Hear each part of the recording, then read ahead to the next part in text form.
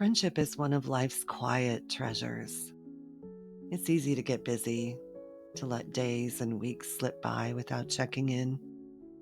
But friends are the ones who remind us we're still human.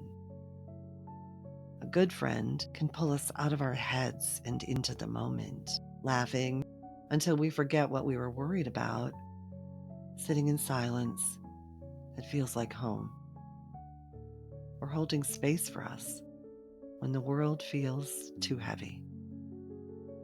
Friendships are mirrors, sometimes reflecting the best of who we are, sometimes showing us the parts we're still trying to heal.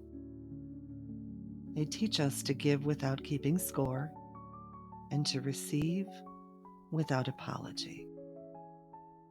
Some friendships fade, others take a different shape than they once had. Life will test them, growth will change them. But the ones that stay, they weave themselves into the fabric of our lives in a way that's hard to explain, except to say they're family now.